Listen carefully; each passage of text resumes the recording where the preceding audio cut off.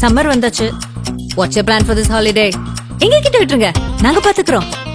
GT holidays. GT holidays, South India's #1 travel brand. இனி வீட்லயே பானிபூரி செய்யலாம் எல்லாரும். ஆச்சி பானிபூரி கிட். 2026க்கான அலைன்ஸ்ல பாமக எங்க இருக்க போது, பாமகவை ஏதாவது டிசைட் பண்ணுமா அப்படிங்கிற ஒரு கேள்விதான். இப்போ அதுக்கு நடுவுல ஆடிட்டர் குருமூர்த்தி, அதுக்கப்புறம் சையது விசாமி போய் தைலாபுரத்துக்கு நேரடியாக போய் வந்து சந்திச்சு பேசியிருக்காங்க. நீண்ட நாள் நண்பருங்க, அவங்க நட்புக்காக போய் பேசினாங்க.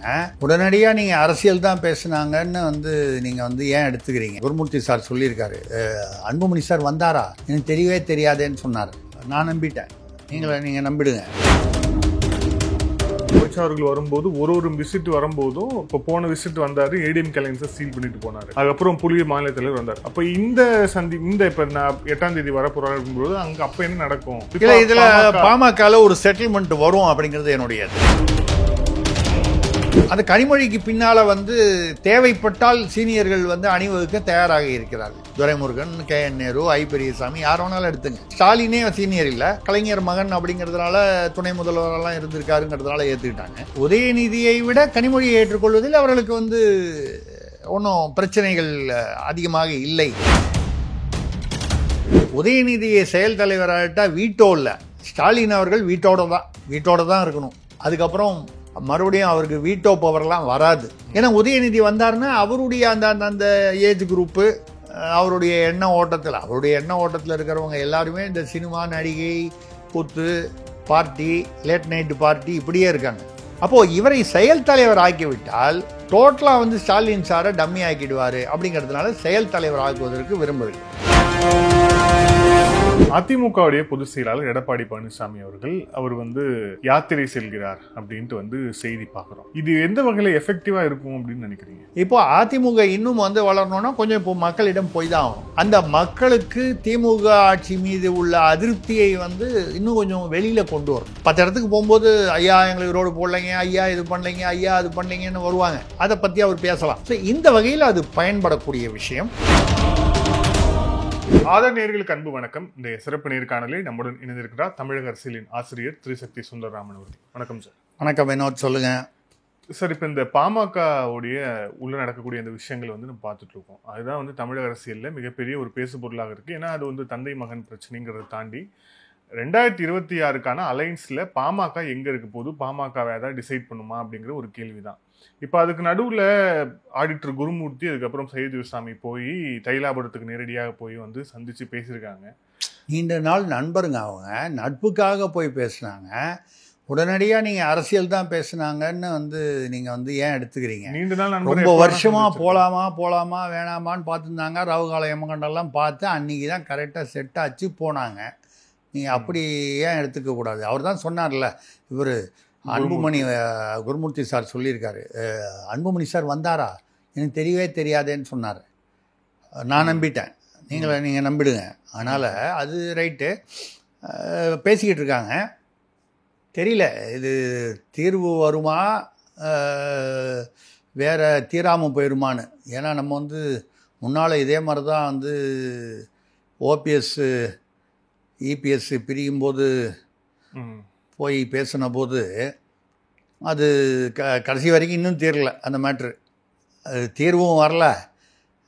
அது பிரச்சனையும் எந்த பக்கமும் இல்லாமல் அது 2 கெட்டான தான் அந்த இடத்துல தான் திரிசங்காக தொங்கிட்டு இருக்கு. ஆடிட்டர் பாவம் நல்ல எண்ணத்தில் தான் பண்ணுவார். அவர் நல்ல மனிதர். அவரும் சரி, சைதை துரைசாமியும் ஒரு அதிமுகவில் இருக்கும்போது எனக்கும் அவர் நண்பர் தான்.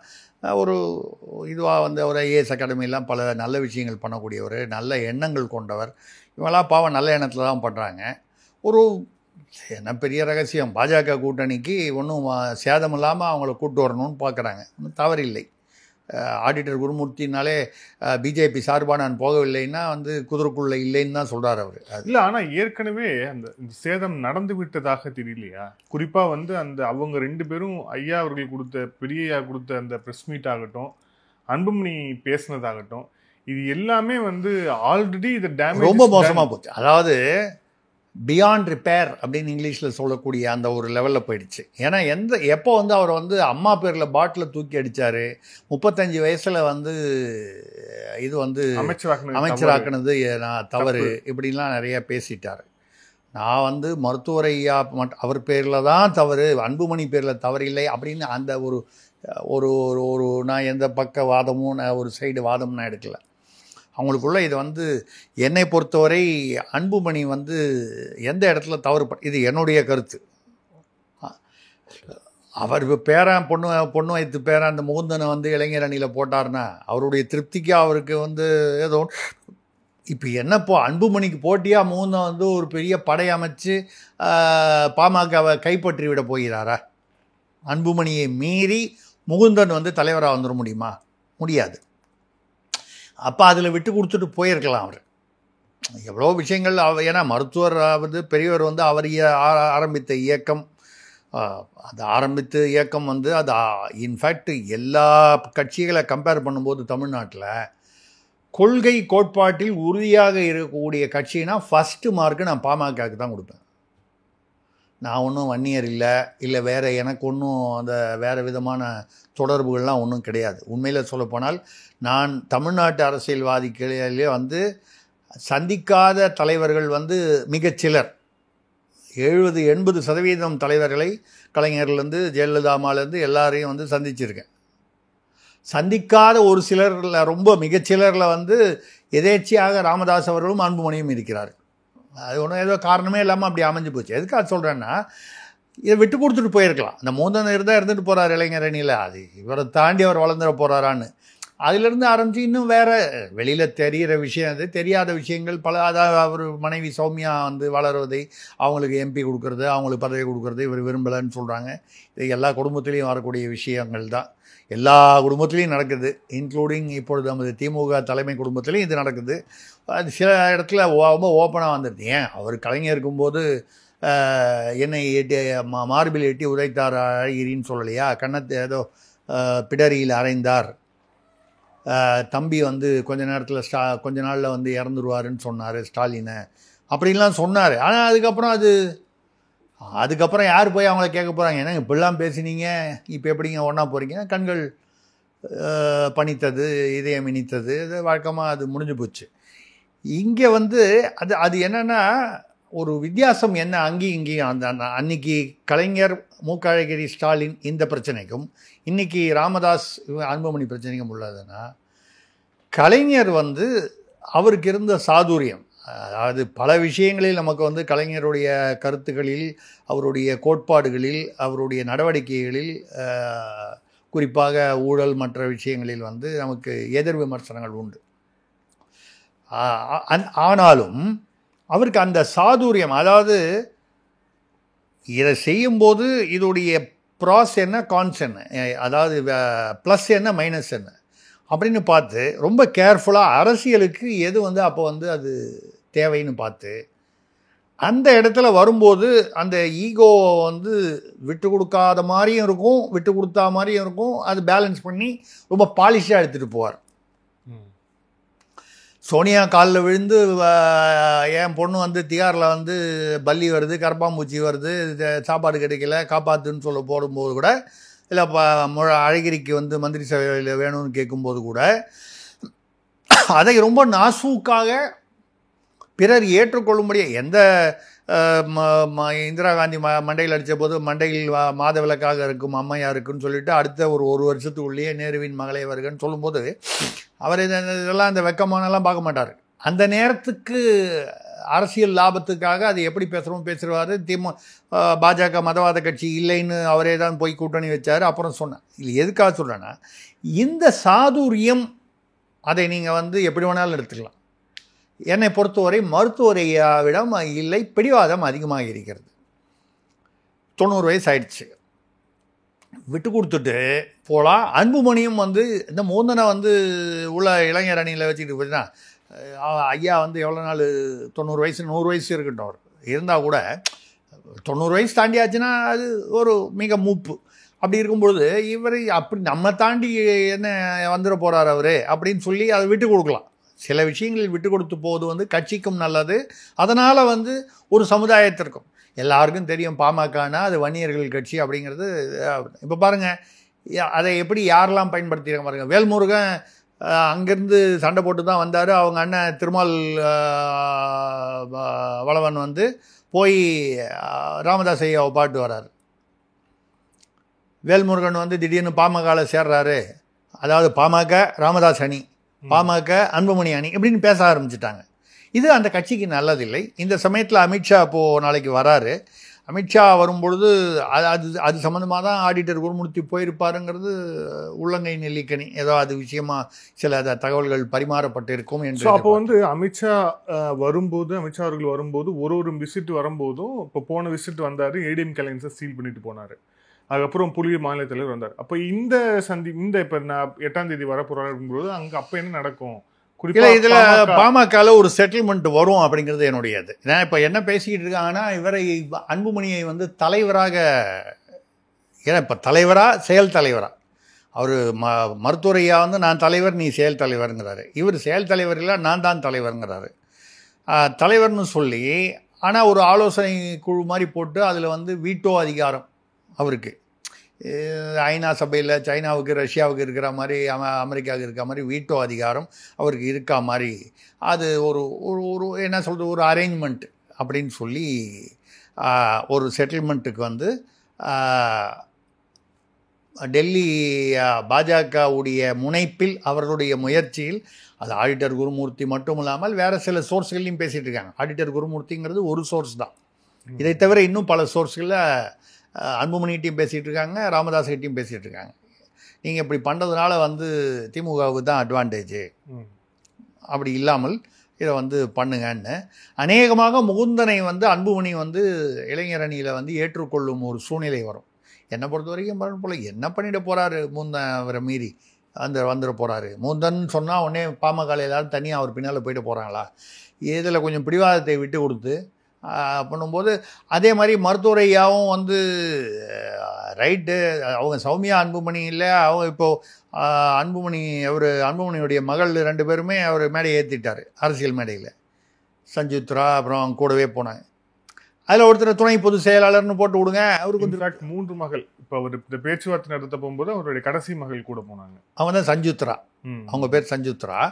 இன்னும் 2 மகள்கள் இருக்காங்க. இல்லை என்ன சொல்கிறேன், இதில் யாரோ ஒருத்தரோ 2 பேரோ யாருக்கோ ஒன்று பதவி கொடுங்க. எல்லா கட்சியிலையும் நடக்கிறது தானே இங்கேயும் நடக்க போகுது. யார் கேட்க போகிறாங்க?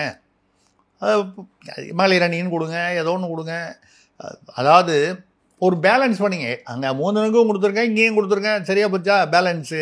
இப்படி இது அநேகமாக இப்படி தான் செட்டில் ஆக போகுது. இந்த 2-3 நாளில் செட்டில் ஆகிடும்ன்றதை எதிர்பார்க்கலாம். ஸோ இந்த செயல் தலைவர் விஷயம் நீங்கள் வந்து பாமகவில் நடக்கிறது வந்து வெளிப்படையாக நடக்கிறது. அது காரணம் என்னென்னா மருத்துவர் ஐயா கொஞ்சம் வந்து ஓப்பனாக பேசுகிறார். அன்புமணி அவ்வளோ ஓப்பனாக பேசலை. அவர் கொஞ்சம் அப்படி பூச்சி மொழிக்கு தான் பேசினார். மருத்துவர் ஐயா அவருக்கே உரிய அந்த ஸ்டைல், அது தடப்படான்னு பேசுறது, அது பேசிட்டார். அவர் உள்ளே போய் உட்கார்ந்த போது கூட வந்து அவர் பார்க்க மாட்டேன்ட்டாராம். அவங்க அன்புமணியோட அம்மா ராமதாஸ் ஐயாவுடைய மனைவி தான் அதை கொஞ்சம் ஒட்ட வைக்கிறதுக்கு ஏற்பாடு பண்ணாங்க போலார் அப்படிலாம் சொல்கிறாங்க. எல்லாம் செய்திகள் தகவல்லாம் வருது. ரைட்டு, அது அவங்க தான் வந்து அதை புரிஞ்சுக்கிட்டு இது மற்றவர்கள் தான் இதில் வந்து ஊர் 2 பட்டால் கூத்தாடிக்கு கொண்டாட்டம்னு யாருக்கோ கொண்டாட்டம்ங்கிறத புரிஞ்சுக்கணும் அவங்க. இப்போ இந்த மதுரையில் நடந்த இந்த பொதுக்குழுவில் உதயநிதிக்கு ஒரு எலிவேஷன் கட்சியிலிருந்து தரப்படும் அப்படின்னு வந்து அந்த பொதுக்குழுக்கு முன்பாக ஒரு பேச்சுங்கிறது நிலவியது உண்மை. துணை பொதுச் செயலாளரோ அந்த மாதிரியான விஷயங்கள் பேசப்படுவதாக சொல்லப்படுது. ஆனால் அது எதுவுமே வந்து நடக்கலை. அதே மாதிரி முன்பை விட உதயநிதி அந்த அளவுக்கு பெரிய அளவுக்கு ஆக்டிவாகவும் இல்லை அப்படின்ட்டு ஒரு விஷயமும் சொல்லப்படுது. அதுக்கு அப்படியே கான்ட்ராஸ்டாக கனிமொழி வந்து ஆப்ரேஷன் சிந்தூர் அந்த டெலிகேட்ஸில் வந்து உலக நாடுகளுக்கு போகிறாங்க. அவங்க பேசுறது மிகவும் வைரல் ஆகுது, உள்ளிட்ட விஷயங்களும் நடக்குது. அப்படின்னா அப்போ அந்த பவர் ஸ்ட்ரகிள் அப்படிங்கிறது ஸ்டாலினுக்கு அடுத்து யார் அப்படிங்கிற அந்த விஷயத்தில் வந்து இங்கே ஸ்டார்ட் ஆயிடுச்சா? அதுவும் குறிப்பாக கனிமொழியை பிஜேபி பேக்கப் பண்ணுதா அப்படிங்கிற ஒரு கேள்வி உண்டு. இது இப்போ பெரிய ஒன்றும் மூடி வச்சிருக்கிறது அப்படி கையை திறந்தா என்ன ரகசியமோ அதுதான். அது கனிமொழி தலைமையிலாக அல்ல கனிமொழியை மையமாக வைத்து சீனியர்கள், நான் சீனியர்னு சொல்கிறது துரைமுருகன், KN நேரு, இப்படிப்பட்ட அதாவது அந்த லெவலில் உள்ளவங்க, பெரியசாமி, இந்த மாதிரி சீனியர்கள் இவங்க வந்து உதயநிதி வந்து இவ்வளவு விரைவாகவும் இதுவாகவும் வந்து துணை முதல்வராக வந்து அடுத்தது வந்து நம்மளே பேசியிருக்கோம் ஒரு மாதம் முன்னால் பொதுச் செயலாளராக கூட வந்து அவர் துரைமுருகன் பேரில் வழக்குகள் வருதுன்னு சொல்லி அவர் ஆக்கணும்னு சொல்லி கிச்சன் கேபினெட்லேருந்து ரொம்ப ப்ரெஷர் பண்ணுறாங்கன்னு ஒரு பேசுனது எனக்கு ஞாபகம் இருக்குது. நம்ம நிகழ்வுலையும் பேசியிருக்கோம், வெளி நிகழ்வுலையும் பேசியிருக்கேன். அதுக்கு வந்து முதல்வர் ஸ்டாலின், திமுக தலைவர் ஸ்டாலின் அவர்கள் ஏற்றுக்கொள்ளவில்லை. விமர்சனங்கள் 2026 குடும்ப அரசியல்னு ஏற்கனவே உள்ளது, இன்னும் அதிகமாகும். ரெண்டாவது கனிமொழி தரப்பிலிருந்து எதிர்ப்பு அதிகமாக வரும். இவ்வளோ வருஷமாக இருக்கிற கனிமொழிக்கு கொடுக்காம அப்படின்னு சொல்லி வரும். அதில் ஒரு நியாயமும் உண்டு. பொதுமக்களும் அந்த நியாயத்தை வந்து ஏற்றுக்கொள்வார்கள். திமுக சார்பாக இல்லாதவர்கள் கூட நியாயம்தானே அப்படின்னு ஏற்றுக்கொள்ளக்கூடிய ஒரு விஷயம். திமுகவுக்குள்ளேயும் வந்து வரும்பொழுது இந்த தென் மாவட்டம், நாடார் சமூகம், இப்படி இதில் பல என்ன சொல்கிறது பர்முடேஷன் காம்பினேஷன். இப்பொழுது வந்து அதனால் கனிமொழி ஏற்கனவே வந்து பிஜேபியுடைய ஒரு என்ன சொல்கிறது ஒரு இணக்கமான ஒரு நட்பு கொண்டு இருக்கிறார். அவங்களோட குட் புக்ஸில் இருக்காங்க. அது கனிமொழிக்கு பின்னால் வந்து தேவைப்பட்டால் சீனியர்கள் வந்து அணிவகுக்க தயாராக இருக்கிறார்கள். அவர்களுக்கு கனிமொழி முக்கியம் இல்லை, சீனியர்களுக்கு. அவங்களப்பா இன்ஃபேக்ட் கனிமொழியுமே அவங்களுக்கு ஜூனியர் தானே, நம்ம பேசுகிற எல்லாரையும் விட. ஆனால் அதை விட சப்ஜூனியரான உதயநிதி வந்து மேலே உட்கார்ந்துருக்கிறது நமக்கு ஆர்டர் போட்டதா அப்படிங்கிற ஒரு ஈகோ வரும்பொழுது அதுக்கு கனிமொழி கலைஞருடைய மகள். ஸ்டாலின் வந்து அப்படிப்பா துரைமுருகனோட ஸ்டாலின் சீனியரு. துரைமுருகன், KN நேரு, ஐ பெரியசாமி, யார் வேணாலும் எடுத்துங்க. அதிமுகலேருந்து வந்த சேகர்பாபு, ஏவாவேலு, செந்தில் பாலாஜிலாம் விட்டுட்டு திமுகலேயே இருக்கக்கூடியவங்களை பாருங்கள். அந்த சீனியரில் விட அப்படி ஒன்றும் ஸ்டாலினே சீனியர் இல்லை. அவர் கலைஞர் மகன் அப்படிங்கிறதுனால துணை முதல்வரெல்லாம் இருந்திருக்காருங்கிறதுனால ஏற்றுக்கிட்டாங்க. இப்படியே போகிறோம். அப்படிங்கும்போது கனிமொழி உதயநிதியை விட கனிமொழியை ஏற்றுக்கொள்வதில் அவர்களுக்கு வந்து ஒன்றும் பிரச்சனைகள் அதிகமாக இல்லை அப்படிங்கிற ஒரு ஸ்டேஜில் பாஜகவும் வந்து கனிமொழி ஒரு என்ன சொல்கிறது ஒரு டீசென்ட் பாலிட்டிஷியன்.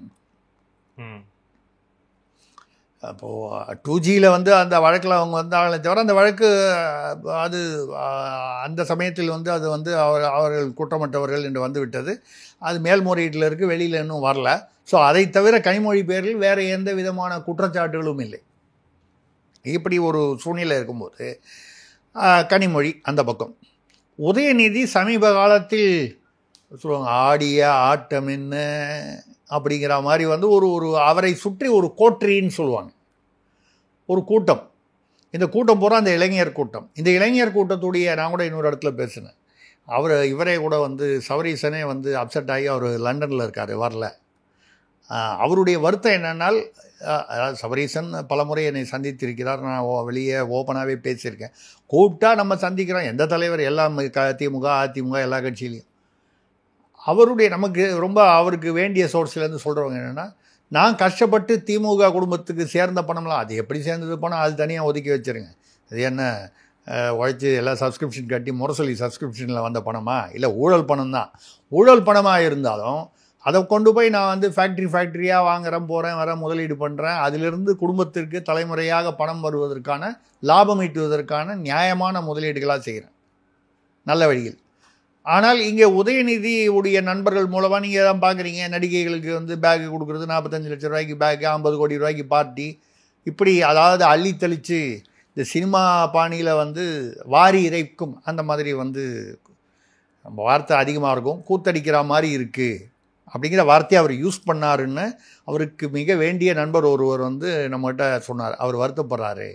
ஒரு பக்கம் நான் எல்லாத்தையும் கஷ்டப்பட்டு இந்த குடும்ப சொத்தெல்லாம் காப்பாற்றிக்கிட்டு இருக்கேன், பிஜேபியோடையும் வந்து ஒரு ஒரு ஒரு ஏதோ ஒரு நட்பு ஒன்று வச்சுக்கிட்டு ஒன்றும் பெரிய வம்பு இல்லாமல் அதையும் வந்து ஓட்டிக்கிட்டு நான் பண்ணிக்கிட்டு இருக்கேன். இந்த பக்கம் வந்து மோடிக்கும் பயப்பட மாட்டேன், ஈடிக்கும் பயப்பட மாட்டேன்னு அங்கே என்னெல்லாம் ஒரு ரிலேஷன்ஷிப்பை க்ரியேட் பண்ணணும் ஒரே வார்த்தையில் போட்டு உடைச்சிடுறாரு. இங்கே ஒரே இந்த மாதிரி இந்த காக்கா கூட்டம் மாதிரி ஒரு கூட்டத்தை வச்சுக்கிட்டு வாரி இறைச்சி, அதுவும் வந்து வெளியில் அசிங்கமாக தெரியுதில்ல, இமேஜ் இருக்குல்ல, நடிகைகளுக்கு பணத்தை தூக்கி வாரி இறைச்சி செலவு பண்ணுறாங்க அப்படிங்கிறது. அங்கே என்னமோ ஸ்டீல் ஃபேக்ட்ரி வச்சுருக்காரு அப்படின்னு சொல்லும்போது ஸ்டீல் ஃபேக்ட்ரியா அப்படின்னு அதோடு நின்றுடும். இந்த வாரி இறைச்சி சினிமா, கூத்து, நடிகை, மற்ற விஷயங்கள், போதைப் பொருட்கள், மற்ற விஷயங்கள்லாம் என்னென்னமோ அடிப்படுது அவரை சுற்றி. உதயநிதி அவர்களை சுற்றி உள்ள நண்பர்களுடைய நண்பர்கள் அந்த குழாம் வந்து சரியில்லைங்கிற ஒரு அபிப்பிராயம் அது. அது வந்து கட்சியோடைய இமேஜை வந்து பாதிக்கும் அப்படின்னு வருத்தப்பட்டார்னு சொல்கிறாங்க. இப்போ என்னன்னால் இந்த மதுரை மாநாட்டு நீங்கள் கேட்டீங்க, மதுரை மாநாட்டில் அவர் துணை பொதுச் செயலாளராக அவர் எதிர்பார்த்தாரு. அதுதான் வந்து திருச்சி சிவா கொடுத்துட்டாங்க பொன்முடி இடத்துக்கு. அதனால் அவர் வந்து செயல் தலைவராக தன்னை போட வேண்டும். இதில் என்ன ஆகிடும்னா, பாமகவில் இப்போ பேசுகிறது வந்து பார்த்தீங்கன்னா இதே மாதிரி தான் வந்து அவர் ராமதாஸ் ஐயா என்ன சொல்கிறாரு, நான் தலைவர், அன்புமணி செயல் தலைவருங்கிறார். அன்புமணி இல்லை நான் தலைவர், செயல் தலைவர்னால் என்னதான் இருந்தாலும் நம்பர் 2ன்னு வந்துடுது, அவர் எடுக்கிற முடிவு தான் வந்து ஃபைனல்னு வந்துடுது. அதுக்கு அவர் ஒத்துக்கலை. இங்கே தான் அங்கே பிரச்சனை. அதுக்கு தான் வந்து ஒரு பேலன்ஸ் இப்போ வந்து ஆடிட்டர் குருமூர்த்தி மூலமாகவோ இல்லை வேறு மற்ற சிலர் மூலமாகவோ தலைவர் வந்து இவர் தான், அன்புமணி தான். ஆனால் வந்து ஒரு கௌரவ தலைவர் அந்த மாதிரி வந்து அது என்னங்க, மன்மோகன் சிங் பிரதமராக இருக்கும்போது சோனியா காந்தி அவர்களுக்கு டெய்லி ஃபைல் அனுப்பிச்சு அவங்க தான் பார்த்து எஸ் நோன்னு அப்ரூவ் பண்ணுவாங்க. ஆனால் வந்து நேஷனல் அட்வைசரி கமிட்டியாக என்ஏசின்னு ஒரு கமிட்டியிலோட தலைவராக இருந்தாங்க. பிரதமரை விட அது ஒன்றும் பெரிய பதவி இல்லை. ஆனால் உண்மையிலேயே சூப்பர் பிரதமராக அவங்க தான். இது வந்து நான் சொல்லலை, இப்போ மன்மோகன் சிங்க்கு பிஏவாக இருந்தவர் வந்து ரிட்டையர் ஆனதுக்கப்புறம் புக் எழுதியிருக்கார். Correct, right. Accidental prime minister அது எழுதினார் இல்லையா? அது ஐ மீன் வெளிப்படையாகுது. பிரணாப் முகர்ஜியும் இதை பல இடங்களில் அவருடைய புக்கில் பிரணாப் முகர்ஜி அந்த ஆட்டோபயோகிராஃபிலையும் எழுதியிருக்கார் பிரணாப் முகர்ஜி. திமுக விஷயத்தில் அது ஏன் வந்து பாமகவில் ஒரு கால அந்த ஃபார்முலா வந்து ஏற்றுக்கொள்ளப்படலாம் தெரியாது, இல்லை பிரச்சனை தொடரலாம், பட் அநேகமாக சரியாக போய்டும்னு எதிர்பார்க்கலாம். ஆனால் இங்கே வந்து அது வந்து ஏன் வந்து சரியாக வராதுன்னா, அங்கே வந்து வீட்டோ பவர் மட்டும் கொடுத்துட்டு அவரை தலைவராக்கலாம். இங்கே வந்து உதயநிதியை செயல் தலைவராகிட்டால் வீட்டோ இல்லை, ஸ்டாலின் அவர்கள் வீட்டோடு தான் இருக்கணும். அதுக்கப்புறம் மறுபடியும் அவருக்கு வீட்டோ பவர்லாம் வராது. ஏன்னா உதயநிதி வந்தார்னா அவருடைய அந்த அந்த ஏஜ் குரூப்பு, அவருடைய எண்ண ஓட்டத்தில் இருக்கிறவங்க எல்லாருமே இந்த சினிமா, நடிகை, கூத்து, பார்ட்டி, லேட் நைட்டு பார்ட்டி இப்படியே இருக்காங்க. நான் யாருடைய ஆதரவாளரும் இல்லை, இருந்தால் கூட சபரீசன் பேர் நீங்கள் வந்து 1008 அதாவது இந்த கட்சி ப்ராஜெக்டுக்கெல்லாம் பணம் வாங்கினார், அந்த மாதிரி விஷயங்கள் நிறைய குற்றச்சாட்டுகள் இருக்குங்க. ஆனால் இந்த மாதிரி ஒரு அவருடைய பர்சனல் காண்டக்டு, அவரை சுற்றி உள்ளவர்களுடைய பர்சனல் காண்டக்ட், சுய ஒழுக்கம், அதை பற்றி எந்த விதமான பெரிய விமர்சனங்களும் வெளியில் இல்லை. அந்த இமேஜை வந்து அவர் கரெக்டாக மெயின்டைன் பண்ணார், இல்லை அந்த மாதிரி இருந்தார் அவர். அங்கே தான் இங்கே உள்ள பெரிய டிஃப்ரென்ஸு. அப்போது இவரை செயல் தலைவர் ஆக்கிவிட்டால் டோட்டலாக வந்து ஸ்டாலின் சாரை டம்மி ஆக்கிடுவார். அப்படிங்கிறதுனால செயல் தலைவர் ஆக்குவதற்கு விரும்பவில்லை. ஏன்னா இப்போ அவங்க கேட்குறது, உதயநிதி சார்பில் கேட்கப்படுவது ஒன்று துணை பொதுச் செயலாளர் அல்லது செயல் தலைவர். துணை பொதுச் செயலாளரோட செயல் தலைவர் இன்னும் கொஞ்சம் அது கிட்டத்தட்ட நம்பர் 2ன்னு ஆக்கலாம். இதை யாருமே எந்த சீனியருமே இதை வந்து ஏற்க மாட்டார். கனிமொழி ஃபேக்டர், பிஜேபி கிட்டத்தட்ட அந்த இணக்கமாக இருக்காங்க அப்படிங்கும்போது, இப்போ உண்மையிலேயே வந்து பாமக வந்து ஒரு எதிர்க்கட்சி, அப்படி ஒன்றும் ஆட்சிக்கு வந்துடக்கூடிய தனியாக 234 தொகுதியில் நின்று ஆட்சிக்கு வரக்கூடிய நிலைமையில் அவர்கள் இல்லை. ஒரு சில மாவட்டங்களில் தான், வட மாவட்டங்கள், ஒரு சில மாவட்டங்கள் தான் அவர்களுடைய வலிமை. ஓப்பனாக பேச போனால் வன்னியர்கள்ங்கிற அந்த சாதி, அதை வச்சு தான் அவங்களுக்கு வலிமை. அதுலேயுமே வேல்முருகன் போன்றவர்கள் வந்து கொஞ்சம் கொஞ்சம் இருக்காங்க. ஆனால் திமுக அப்படி இல்லை. எல்லா சாதியும் சிறுபான்மையினரை வந்து ஒரு அடிப்படையில் வந்து அதை நம்புவாங்க. மற்ற இடங்களில் வந்து சாதிகளை பிரித்து அதை தவிர ஓட்டுக்கு காசு கொடுத்து இப்படி. அதாவது திமுகவையும் பாமகவையும் நம்ம 1 to 1 கம்பேர் பண்ண முடியாது. பாமகவை கம்பேர் பண்ணும்போது திமுக பல மடங்கு பெரிய கட்சி, அதோடைய வேர்கள் மிக ஆழமானவை. அந்த இடத்துல வந்து இந்த மாதிரி ஒரு செட்டில்மெண்ட் வந்தால் கிட்டத்தட்ட ஸ்டாலின் வந்து ஓய்வு பெற்ற மாதிரி ஒரு சூழ்நிலை வந்துடும். அப்படிங்கிறதுனால இந்த மதுரை மாநாட்டில் வந்து பிடிவாதமாக கொடுக்கல. ஏற்கனவே கொஞ்சம் வந்து ஸ்டாலின் அவர்கள் மகன் உதயநிதி அவர்களிடம் இந்த ரத்தீஷ், இந்த ஆகாஷ் பாஸ்கரன், அந்த விக்ரம் ஜூஜு, இந்த விஷயங்கள்லாம் வந்து வரும்போது அடக்கி வாசிங்க, ஏன்னா இவங்களெல்லாம் தூக்கிட்டு போய், ஏன்னா இடியில் விசாரணையில் வந்து நீங்கள் வந்து நான் பல இடங்களில் சொல்லுது, இடி விசாரணைக்கு இடைக்கால தடை, அது 500 ஸ்வீட் பாக்ஸ் வந்து போச்சு. இடி தடைக்கு இது நம்ம என்ன கஷ்டம்னா அது நீதித்துறையை பற்றி நம்ம பேசவும் முடியாது. வாழ்க நீதித்துறை, அது விட்டுருவோம், அப்படி சொல்லி விட்டுடுவோம். ஏதோ செலவாச்சு, அது அதானி வழியாக தான் அது செலவழிக்கப்பட்டது, இன்ஃப்ளூயன்ஸில் தான் சொல்லி பேசுகிறாங்க. நம்ம பல இடங்களில் அதானி ஒழிகன்னு சொல்லுவோம். இப்போ வந்து நமக்கு அதானி வாழ்க, அது சரி, அது ஓகே. திமுகவுடைய வழக்கமான கொள்கைக்கு கரெக்டாக ஃபிட் ஆகுது. வேணும்போது நேருவின் மகளே வருக, அதே மாதிரி தான் அதானியும். 500 ஸ்வீட் பாக்ஸு, அதில் திருச்சிக்காரரு, திண்டுக்கல்காரரு, திருவண்ணாமலைக்காரர் 3 பேரும் தான் வந்து அதை ஷேர் பண்ணிக்க வேண்டி வந்துச்சு. அப்போ கூட பாருங்கள், வரவுன்னா தான் வாயை திறப்பாங்க, செலவுன்னா நீ கொடு தான். அது அதே கலைஞர் காலத்துலேருந்து ஒரே பாலிசி தான். அந்த வகையில் தான் கொடுக்கப்பட்டு தான் இந்த இடைக்கால தடை என்று பரவலான தகவல்கள் உலவுகின்றன. இதெல்லாம் போய் யாரும் வந்து உண்மை இல்லை அப்படி எவ்வளோ உண்மையெல்லாம் சொல்ல முடியாது. இந்த சூழ்நிலையில் கொஞ்சம் அடக்கி வாசிங்க, உங்களுடைய பர்சனல் ஆக்டிவிட்டீஸை அடக்கி வாசிங்க அப்படின்னு சொல்லி அப்பா மகனுக்கு சொல்லியிருக்காரு அப்படின்னு சொல்கிறாங்க. சொல்லியிருந்தால் மிக நியாயமான விஷயம். எந்த அப்பாவுமே சொல்லக்கூடிய, மகனுக்கு சொல்லக்கூடிய ஒரு புத்திமதி தான் அது. அப்புறம் நீங்கள் பழையபடி அப்பா மகனாக இருக்கும்போது அவர் என்னெல்லாம் பண்ணாருன்னு அப்படி பார்க்க போனால் இது வந்து இது ஜோக் மாதிரி தான். குழந்தை வந்து ஒரு ப்ராக்ரஸ் ரிப்போர்ட்டை கொண்டு வந்து கொடுத்தோன்னே அப்பா வந்து என்ன சயின்ஸில் 42 தான் வாங்கியிருக்க, மேக்ஸில் 35 தான் வாங்கியிருக்க, நான் எல்லாம் கைத்தெல்லாம் போட மாட்டேன், இப்படி படிக்க வைக்கிறதுக்கு இவ்வளோ 1.5 லட்ச ரூபா வருஷத்துக்கு ஃபீஸா? அப்பா அது என் ப்ராக்ரஸ் ரிப்போர்ட்டில் லாஃப்ட்லேருந்து அம்மா எடுத்து கொடுத்தாங்க, நீங்கள் படித்த போது வாங்கின ப்ராக்ரஸ் ரிப்போர்ட்டு. என் ப்ராக்ரஸ் ரிப்போர்ட்டில் நான் 42 வாங்கலாம், 62 வாங்கியிருக்கேன்னு எடுத்து காமிச்சேன். அது ஒரு தமாஷுக்கு சொல்லலாம். அந்த மாதிரி அரசியல் நம்ம இப்போ பேச முடியாது. அப்பா வந்து ஒரு காலத்தில் மகனாக இருக்கும்போது என்னெல்லாம் வந்து அவர் பேரில் விமர்சனங்கள் இருந்தது, இந்த மாதிரி சுய ஒழுக்க விமர்சனங்கள் அப்படிங்கிறதெல்லாம் வந்து விட்டுருவோம். பட் எந்த அப்பாவுமே தான் பண்ண தப்பை வந்து பையன் பண்ணக்கூடாதுன்னு நினைக்கிறதுல வந்து ஒரு நியாயம் இருக்குது, அனுபவத்தின் காரணமாக. அந்த வகையில் இப்போ வந்து கொஞ்சம் அடக்கி வாசிக்க சொல்கிறாரு. இந்த செயல் தலைவர் கொடுக்கலை அப்படிங்கிறதுனால அவங்க வந்து இப்போ ரொம்ப அப்செட்டாக இருக்காருன்னு சொல்கிறாங்க. ஸோ பாமகவில் இருக்கும் நெருக்கடியை விட திமுகவில் அதிக நெருக்கடி இருக்கிறது.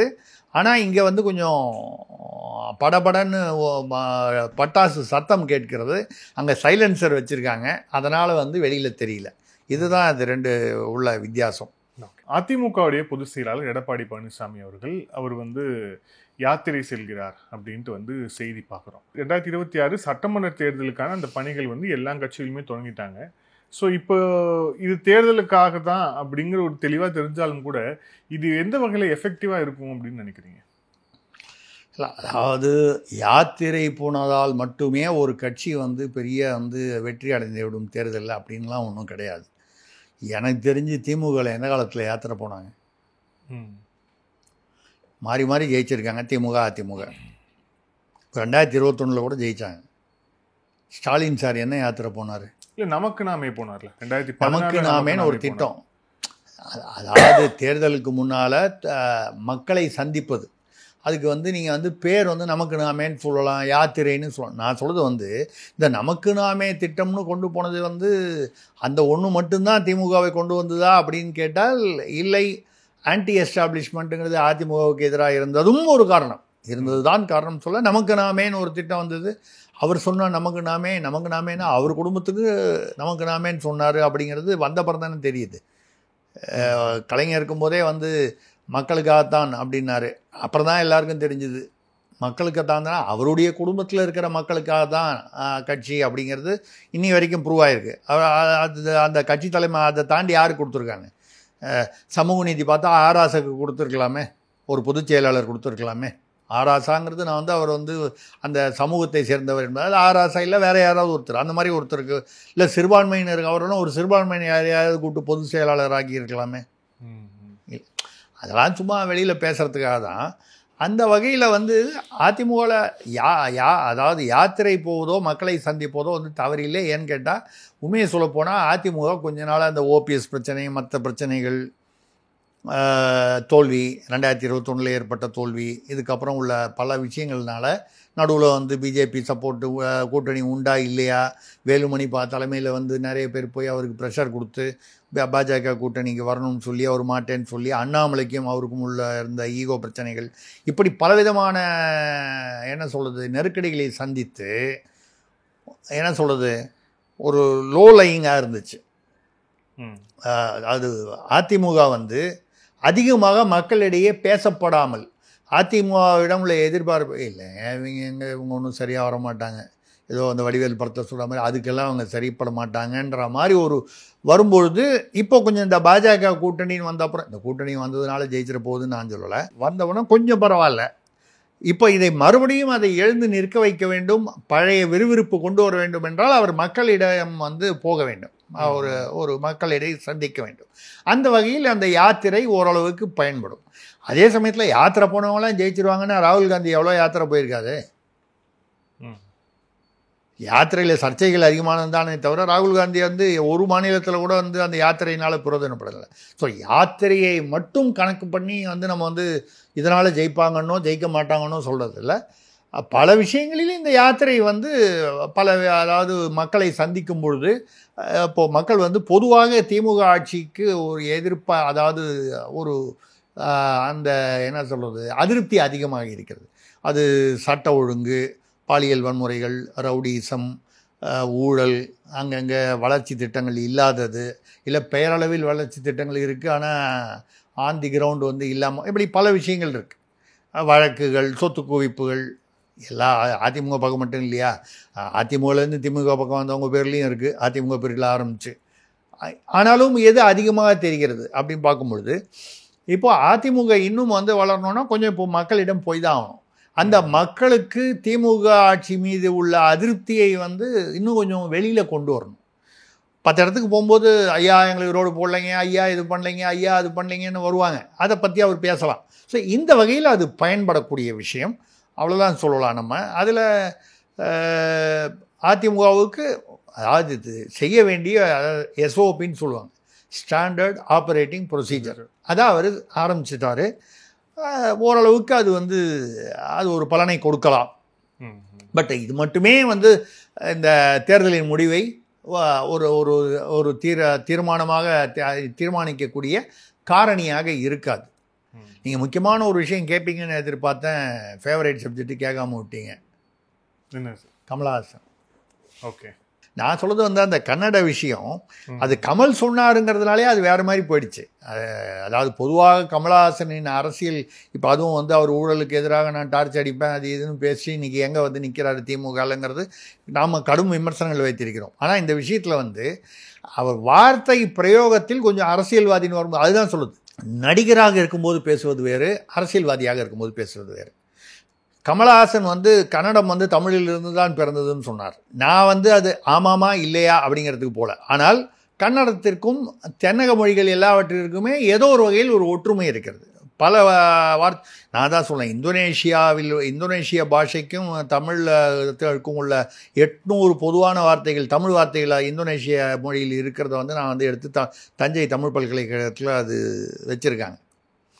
அப்படி இருக்கும்போது எங்கேயோ இருக்கிற இந்தோனேஷியா, அப்போ இங்கே தென்னகத்தில் வந்து வார்த்தைகள் வந்து வடமொழி சொற்கள் தமிழில் இருக்கின்றன, தமிழ் சொற்கள் இந்தி வடமொழியிலும் இருக்கின்றன. இது வந்து அப்படி வரும்போது நீங்கள் வந்து ராஜாஜி வந்து 75 வருஷத்துக்கு முன்னால் சொன்னார் தமிழிலிருந்து கன்னடம் பிறந்ததுன்னு. பெரிய ஒரு சர்ச்சை வந்து அவர் மன்னிப்பு கேட்டார், வருத்தம் தெரிவித்தார், மன்னிப்பு கேட்டார். அதுக்கு முன்னால் மனோன்மணியம் எழுதிய சுந்தரனார் வந்து எழுதியிருக்காரு, கன்னடமும் களி தெலுங்கும் கவின் மலையாளமும் ஒரே உதிரத்து இதுன்னு வந்து எழுதியிருக்கார். அதாவது இந்த தென்னக மொழிகளுக்குள்ள ஒரு ஒற்றுமை இருக்கிறது, இதிலிருந்து அது பிறந்ததா, இது சென்சிட்டிவ் மேட்டர். பிறந்ததா இருந்ததாகவே இருந்தாலும் அப்படியே வந்து பிறந்ததுன்னா அதே மாதிரியாக இருக்குது. ஏதோ ஒரு பரிணாம வளர்ச்சி அந்தந்த ஏரியாவுக்கு ஏற்ற மாதிரி. நீங்கள் இப்போ மராட்டின்னு எடுத்துக்கிட்டிங்கன்னா மகாராஷ்டிராவில் அந்த மொழியில் பேசுகிறது வேறு, கர்நாடகா பார்டரில் இருக்கிற மராட்டி வேறு. நம்ம ஊரில் கோவை தமிழ், மதுரை தமிழ், மெட்ராஸ் தமிழ்னு மாதிரி இருக்கா மாதிரி அந்த பெல்காம் அந்த பகுதியில் பார்த்திங்கன்னா கர்நாடகா அந்த மாதிரி. அதாவது கமலஹாசன் வந்து ஒரு பெரிய என்னமோ கன்னடர்களை இழிவுபடுத்தி விட்டார் என்று நான் சொல்லவில்லை. ஆனால் அரசியல்வாதியாக இருந்து பேசும்போது, அதுவும் சிவராஜ்குமார் அவர் வந்து கன்னடத்தில் ராஜ்குமாரை வந்து தெய்வமாகவே என்டி ராமராவ் தெலுங்கில் வச்ச மாதிரி தமிழ்நாட்டில் எம்ஜிஆர் எப்படி ஒரு கடவுளாக நினைத்தார்களோ அந்த மாதிரி அவருடைய மகன் அவர் சிவாண்ணா என்று அவரையும் வைத்துக்கொண்டு கொஞ்சம் ஜாக்கிரதையாக பேசியிருக்கலாம். இது வந்து கமலஹாசனுக்கு மட்டும் இல்லை, இப்போ விஜய் கூட அதே தான். விஜய் வந்து அந்த மாணவிகளுக்கு வந்து மாணவ மாணவிகளுக்கு கொடுக்கும்பொழுது அவங்களோட இப்படி இப்படி இப்படி தோளில் கை போட்டுக்கிட்டு ஃபோட்டோ எடுத்துகிட்டு போனதை வேல்முருகன் வந்து கொச்சையாக கூத்தாடி பயல்கள்லாம் அஞ்சுன்னு சொல்லி கை போட்டு இன்னும் கொஞ்சம் ஏதோ ஒரு கொச்சையாக பேசிவிட்டார். தமிழிசை கூட அதுக்கு கண்டித்திருக்கிறார். வேல்முருகன் பேசியது சரி என்று நான் ஏற்றுக்கொள்ளவில்லை, அது தவறு, பேசியிருக்கக்கூடாது. ஆனால் அதே சமயம் விஜய் வந்து என்ன கவனிக்க வேண்டிய ஒரு விஷயம் இருக்குது. நீங்கள் நடிகராக இருக்கும்போது செய்தது எல்லாமே அதை வந்து வேறு கண்ணோட்டத்தில் பார்ப்பார்கள், அரசியல்வாதியாக வந்த பிறகு வேறு கண்ணோட்டத்தில் பார்ப்பார்கள். இன்றைக்கி நீங்கள் வந்து ஒரு இந்த பக்கம் ஒரு 2 மாணவனை அப்படி தோளில் கை போட்டிங்கன்னா வந்து அது ஒரு பெருசாக தெரியாது. 2 மாணவிகள் டீனேஜில் இருக்கக்கூடியவங்க அவங்க தோளில் கை போட்டுக்கிட்டு நீங்கள் வந்து பண்ணும்பொழுது அது விமர்சனத்துக்குள்ளாகும். ஏன்னா வந்து ஒரு அரசியல்வாதின்னு வந்தவுடனே நீங்கள் அப்படி ஒரு கும்பிடு போட்டு ஒரு இதை கொடுத்துட்டு பக்கத்தில் அப்படி நின்று ஃபோட்டோ, அதாவது ஒரு ஒரு ஒரு அந்த மேடைக்குன்னு ஒரு ஏன்னா ஒரு புரோட்டோக்கால், அதை நீங்கள் கண்ணியம்னு சொல்கிறதா, அது நீங்கள் போலி கண்ணியம்னு கூட சொல்லலாம், எப்படி வேணாலும் சொல்லலாம், ஆர்டிஃபிஷியல்னு சொல்லலாம். ஆனால் இப்படி ஒரு நடைமுறை இப்படி வந்து இதை வந்து நடவடிக்கைகளை எதிர்பார்க்கிறார். இப்போ ராகுல் காந்தியை வந்து அந்த இப்போ ஒரு உளவாளின்னு சொல்லி மாட்டிக்கிட்டு இருக்காங்க ஒரு அம்மா, என்னமோ ஒரு மல்லோத்ரா, அங்கே வடநாட்டு பெண்மணி. அவங்க ராஜீவ்காந்தி அந்த யாத்திரை போன போது அவங்க பார்த்தபோது ராஜீவ்காந்தி அப்படியே கட்டிக்கிட்டார். இப்போ அந்த ஃபோட்டோவை போடுறான். இதே அவர் வந்து அந்த அம்மாவை பார்த்துட்டு இப்படி ஒரு கும்பிடு போட்டிருந்தாருன்னா அது பெருசாக இருக்காது. இதில் வந்து அவர் வந்து கொச்சையாக செயல்பட்டாரா, அவர் வக்கரமாக செயல்பட்டாரான்னு இல்லாமல் இருக்கலாம். ஆனால் மக்களுடைய பார்வை வந்து அரசியல்வாதியை பார்க்கும்போது வித்தியாசமாக இருக்கும். யாரோ ஒரு சாதாரண மனிதர் செய்வதை விட ஒரு பப்ளிக் ஃபிகர் செய்யும்போது, எதுக்காக சொல்கிறேன்னா கமல், விஜய் போன்றவர்கள் இதை உணர வேண்டும். நடிகராக இருக்கும்பொழுது இருந்தது வேறு, மக்களுடைய கண்ணோட்டம் வேறு, இது வேறு. கமல் பெரிய தவறு செய்துவிட்டால் அவரும் வந்து தேவையில்லாமல் அன்பு மன்னிப்பு கேட்காது இப்படி இப்படின்னு வழக்கம் போல் புரியாமல் பேசியிருக்காரு. மன்னிப்பு கேட்க வேண்டும் என்று நினைக்கிறேன், நான் நினைக்கவில்லை, ஏனென்றால் அன்பு மன்னிப்பு கேட்காது. இதெல்லாம் விட்டுருங்க. நான் கன்னடர்களை அவமதிக்க வேண்டும் என்று நினைத்து சொல்லவில்லை. அந்த எண்ணத்தில் வந்து அது யார் மனதிலாவது பட்டிருந்தால் நிச்சயமாக கன்னட சகோதரர்களிடம் என்னுடைய வருத்தத்தை தெரிவித்துக் கொள்கிறேன், மன்னிப்பு கேட்டுக்கொள்கிறேன். என்னுடைய எண்ணம் அது இல்லை, முடிஞ்சு போச்சா? இது என்ன நமக்குள்ளே ஈகோ? அதுவும் நீங்கள் அரசியலில் வேறு இருக்கீங்க, ராஜ்யசபா போகிறீங்க, கட்சியை கலைப்பீங்களா இல்லையான்னு தெரியல, அநேகமாக கலைச்சிடுவீங்கன்னு நினைக்கிறேன். இதுக்கு மேலே கட்சி நடத்துவாருன்னு தோணலை. அதாவது நாம் சொல்வது என்னவென்றால், நடிகர்கள் அரசியலுக்கு வரும்பொழுது அதில் பார்த்தீங்கன்னா எம்ஜிஆர் வந்து ரொம்ப தெளிவாக இருந்தார். சினிமாவில் கூட வந்து அதை சொல்லி முடிச்சிருவோம் நம்ம. சினிமாவில் எம்ஜிஆர் வந்து உலகம் சுற்றி வாலிபனில் வந்து 3 கதாநாயகிகள் நடிப்பார். ஒரு கதாநாயகி தான் அவர் காதலிப்பார். அதுவும் அவர் கனவு காண்ற மாதிரி வரும்போது அதில் டுவேட் பாடுற மாதிரி அந்த கதாநாயகியோட. பாக்கி 2 கதாநாயகி அவங்க தான் இவரை காதலிப்பாங்க. அவங்களுடைய கனவுல தான் இவர் வந்து டுவேட் பாடுவார், தொட்டுவார், தழுவுவார், முத்தம் கொடுப்பார், ஏதோ அதை ஒரு ரொமான்ஸ். அது கூட ரொம்ப கேர்ஃபுல்லாக இருப்பார். இவருடைய கனவு இல்லை, ஏன்னா இவர் தான் வந்து ஒருவனுக்கு ஒருத்தி. அந்த கணக்கில் கதாநாயகி வேற ஒரு கதாநாயகி தன்னை காதலித்து அவள் கனவு காண்பது. அடுத்த சீனில் பார்த்தீங்கன்னா ஒரு 2 சீன் பொறுத்து சகோதரி அப்படின்னு வந்து தங்கச்சி அப்படின்னு போய் அப்படி ஒரு சீன் வச்சுடுவார். இந்த பேலன்சிங் அவர் அந்த நடிகராக இருக்கும்பொழுதே அவர் மனதில் வந்து அந்த அரசியல் எண்ணம் வந்து எப்படி வேரூன்றி இருந்ததுங்கிறது இது ஒரு, அதாவது அந்த இமேஜ் கான்சியஸ்னஸ் இருந்தது. விஜயும் அதில் வந்து தவறு செய்கிறார், கமல் ரொம்பவே தவறு செய்கிறார். அப்படிங்கிறது தான் அது. இவர்கள் நடிகர்கள் என்பதை அது வேறு இது வேறு என்பதை புரிந்து கொண்டு வந்தால் தான். இல்லைன்னா வந்து விமர்சனங்கள் சர்ச்சைகள் அதிகமாகும். இதை எதிர்கட்சிகள் மற்றவர்கள் வந்து அதிகமாக அதை பெருசாக கொண்டு வருவாங்க. இப்போ வேல்முருகன் சொன்னதுன்றதை தாண்டி இப்போ 4 பேர் சொல்கிறோம்ல, என்னதான் இருந்தாலும் வயசு வந்த பொண்ணுங்க அவங்க தோளெல்லாம் கை போட்டுறக்கூடாது விஜய். சில பேர் என்னங்க தப்பு, சகோதரி அப்படின்னு நினச்சி போட்டார். உடனே அடுத்த இன்னொருத்த 3வது ஒருத்தன் கேள்வி, ரைட்டியா எழுத்து வீட்டு பையன் கூட வந்து உன் பொண்ணு வந்து போய் சகோதரன்னு வந்து தோளில் கை போட்டால் நீ ஒத்துப்பியா? இப்படி விமர்சனங்கள் பெருகுகின்றன. இதை முடிஞ்ச வரை தவிர்க்கணும் அப்படிங்கிறது தான். இப்போது தமிழ்நாட்டு அரசியல் இதான். அமித்ஷாவுடைய வருகை வந்து நிச்சயமாக பாமகவில் ஒரு ஒரு பேலன்சிங்கை உருவாக்கும்னு எதிர்பார்க்கலாம். அதே சமயத்தில் திமுகவில் வந்து இது அமித்ஷா தலையிட போகிறதில்ல. திமுகவில் ஒரு கால் பிளவுபட்டாதுன்னா அவங்க ஒரு வகையில் வந்து மகிழ்ச்சி அடைவார்கள். கனிமொழி வேற இப்போ வந்து சர்வதேச புகழுங்கிற அளவுக்கு அவன் வெளியில் போய் அது ஒரு பாசிட்டிவ் இமேஜ் இந்தியாவுக்கும் கனிமொழிக்கும். இப்போ எல்லாருமே கனிமொழி வந்து வெளியில் போய் பேசி வந்தாங்கன்னு நினைக்கிறாங்களா? திமுகவை சேர்ந்த கனிமொழி, திமுகவுக்கு அதில் கிரெடிட் வரல, அதை கவனிக்கணும் நீங்கள். கனிமொழிக்கு வந்து கிரெடிட் கொடுக்குறவங்க எல்லாருமே கனிமொழி என்கிற ஒரு தலைவருக்கு, ஒரு தமிழ்நாட்டை சேர்ந்த ஒரு அரசியல் தலைவருக்கு கொடுக்குற கிரெடிட் தானே தவிர அந்த கிரெடிட்டில் 1% கூட யாரும் ஸ்டாலினுக்கோ இல்லை திமுக தலைமைக்கோ கொடுக்கல. அப்படிங்கிறத புரிஞ்சுக்கிட்டாலே அங்கே இருக்கிற பாலிடிக்ஸை நம்ம புரிஞ்சுக்கலாம் அப்படின்னு சொல்லி முடிச்சுப்போம். நன்றி சார். பல்வேறு கேள்வி. Thank you sir. மிக்க நன்றி. வணக்கம்.